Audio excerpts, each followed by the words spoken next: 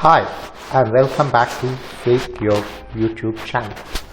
If you like, don't forget to press the subscribe button and the icon of the bell so that you get the notification and the indications. So please give your valuable comments. So let's go into the video. It has been a long time since I released an English video on acupuncture regarding health issues, and today's topic is on the fibroids. Let us talk the basics of the fibroids. Let us go into the basics and then we go into the treatment, how we do it in acupuncture. So when we talk the basics about the fibroids, let us think how is the beginning of the fibroids. It's mass of muscle, cell and tissue that grow and on the uterus. So grow inside or on the uterus.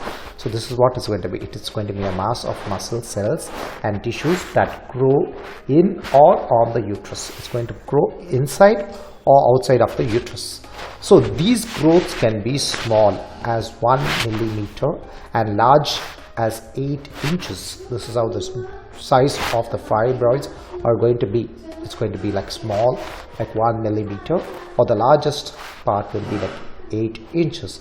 And this is see, when you know, it is the single mass or the growth in a cluster. It's going to grow in the cluster part. So it's going to be a single mass of growth in the cluster. So many women, when they have fibroids, or when they have that type of issue in fibroids, they may not even undergo like some experience, like they will not have some symptoms like when they have pains or something, but most of them may have heavy painful menstruation period, lower back pain. Some women can have this, but it is not compulsory, but some women may have this. So low back pain, excess of urination, and they have pain after having sex, and that's how it goes. And the pelvic pressure and reproductive issues such as infertility, they call it. So all this is the cause of the fibroids. So when you talk about fibroids, how we are going to treat it and what is the common factor of the fibroids. So when you take acupuncture, we know it's the house, the liver's house, or the liver has to give blood for the uterus. So I've just add few points in my acupuncture, and I will give an explanation why I choose certain points. So first, when I take a fibroid case, let me go into the local or the common points which people normally use, and then we'll go into the anatomical part, how we diagnose, how we get part, how we come across, and we know this. So we'll start with an SP4, that is the spleen 4. Let me start with the SP4, that is the spleen 4, and spleen 8. So I'm going to choose these two channels, the spleen 4, the spleen 8, and after that I will think of choosing spleen 13. And when I choose these 3 points, the spleen channel is going to be activated. So normally whenever I choose a spleen channel, so say when I'm going to take a spleen 4, it's called the yellow empire or Gongsun. That's all they call it, Gongsun. In Chinese they call it Gongsun. So what is this is going to be Gongsun or the yellow empire? So excess pathogens of the stomach and small intestine is going to be treated because of this. So suppose somebody is having epigastric pain, severe abdominal pain, dysentery or food poisoning, this can be also treated in this type of points. So what about the gynec and abdomen issue due to stagnation of qi and blood? When there is a stagnation of qi and blood, then the abdominal gynec issue starts, and then when the mass starts into fibroid or cyst or irregular menstruation. So along with this, if they have chest pain, heart pain, or some anxiety, insomnia, nervousness, you can add pericardium 6. So you have to understand this case. If they are having some Shen disorder related to the heart, or insomnia or nervousness, and that's how we go about the points. So when we do this SP point, we get this information. So what about the SP8? So let us take, it's the earth crust. So they call it the earth crust. So what is the cliff point? That we have to always understand. And this is very often used for acute and painful menstruation period during blood stagnation or clotting of fibroids, and that's how we do it regularly. So even you can use it for the male infertility, but we are thinking about the females, and we are talking about the females right now. So when I go for the next point, it's called SP13, the bowl ado, that's so called bowl ado or fushi. Others call it fushi. Then they call the Chinese name, they call it fushi. So it's abdomen pain and mass fibroid cyst. So if you have anything that, because it regulates the liver, the chi, and it releases everything. This is how the point works. And again, when we go for the stomach 25, which is called genite, you say the tanchu, the period. So this is what we got to. So it's related to all type of intestinal issues, all type of intestinal, like constipation, diarrhea, dysentery, pain, mass accumulation of any type. So let us take it.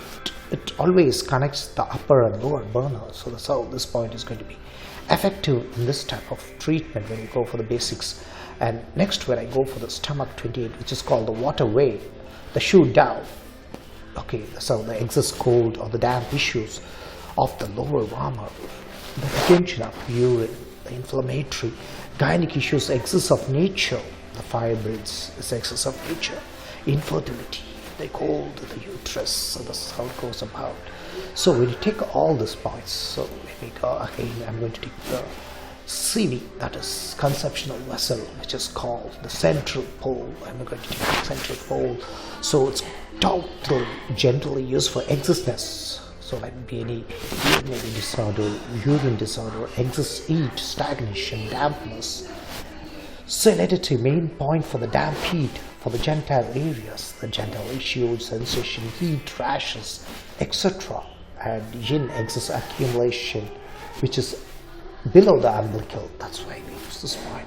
Below the umbilical and gynec issues, as I told you, cooling point. It's called moving and cooling point for the gynec issue. So we're going to go to the point. This is going to be moving and cooling, and that's how we go about things. So let us go into the deep subject of SP4.